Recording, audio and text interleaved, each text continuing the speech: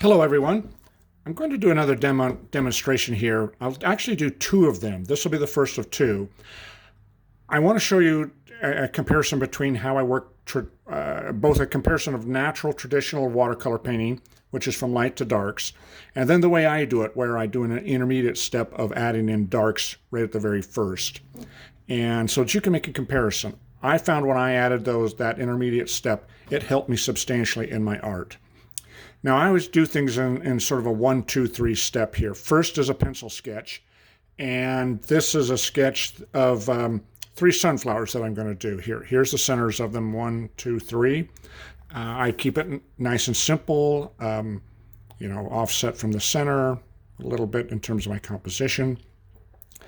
And I'm going to do this particular one in a traditional manner. And then the next one I'll do with my watercolor graphite. My paper is only 8 by 10. This is my watercolor journal. And when I do that, I use my plein air kit, my plein air set. Here's my Disney paint box from the 1950s with my colors and my watercolor graphite. I won't use this time. And then just put it on my paper here. To get us started, I did the first step, which is just a pencil sketch, leaving enough reference points for me, the artist, so that I know where I do want to do my basic layout. And I've done some cross hatches here for a little bit of the dark area. So some of the leaves around the flowers, the dark centers of the flowers. I think that's helpful for good design layouts to keep your reference points. And then finally, I'll be using both these brushes. I want to show you this. One's a 3/4 inch flat. That's this one right here.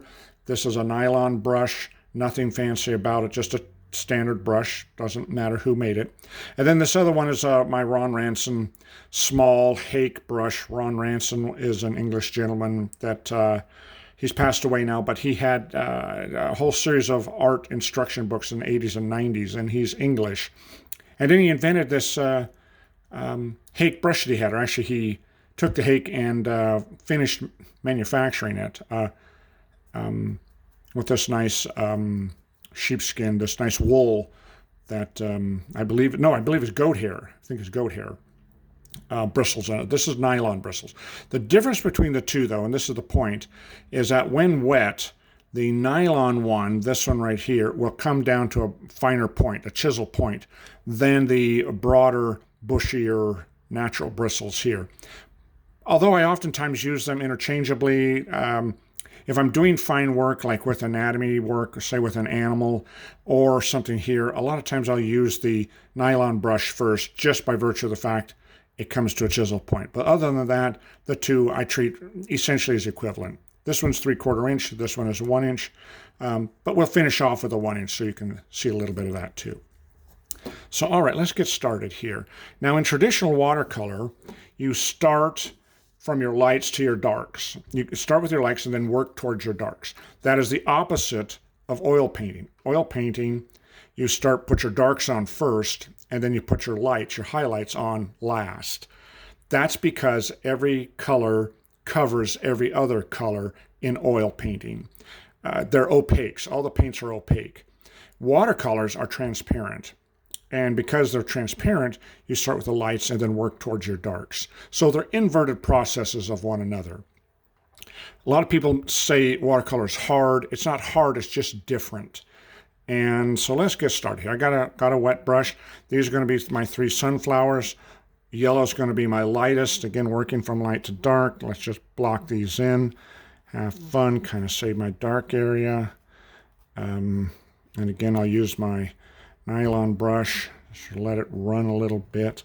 I like to do things sort of fast and loose, which means a little bit sloppy is honestly kind of what it is, but it's kind of fun because at the end you can sort of pull it all together.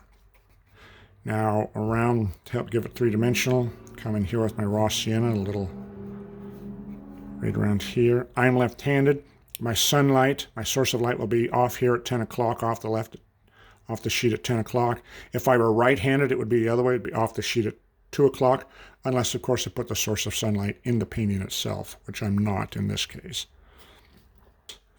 Now let's do our greens. Now, I oftentimes think it's best to mix your greens, but I'm using these two greens. This is Viridian and then this is Sap Green because my parents were Depression era babies and you never threw anything away. And so I bought this out of a set and these two colors were in there. So I'm going to use them up because I really should just donate them. But it's fine to do that. Nothing wrong with that. So there we go. That's mostly green. And I'll put them in here because I want this guy's in the shadow and this guy's in the shadow. This one down here. This is just cobalt blue. Stab it in there. Let the watercolor do its thing. Yeah, kind of starting to come together a little bit. Let's put some more. Here's some quinacridone burnt orange. All right, put it in here, put it in there. Again, this is sort of the dark center. It can get quite dark in these sunflowers. All right, let's charge that with a little bit of more cobalt blue like we did in our leaves.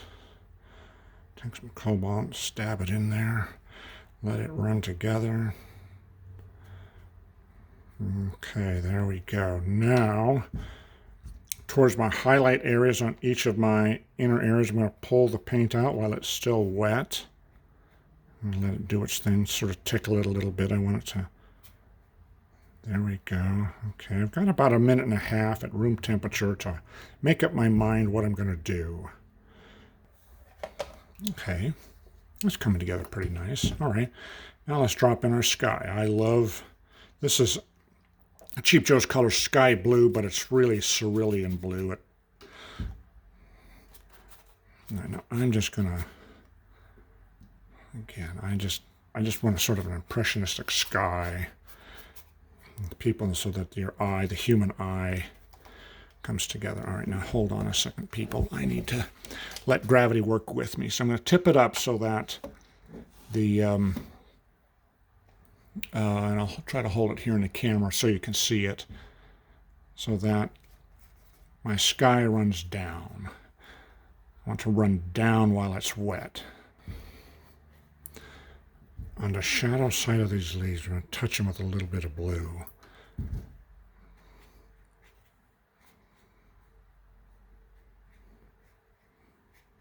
So basically that's it. And a traditional watercolor of sunflowers done in a traditional manner from lights to darks. And the next one I'll put in the intermediate with watercolor graphite, which is this stuff right here. And that can help you make a comparison as to another way of working with watercolor that you might find helpful. If you like this, please hit the like button and follow me, and I'll be doing more. I'll let this dry and then I'll post it online. Thank you very much. Bye-bye.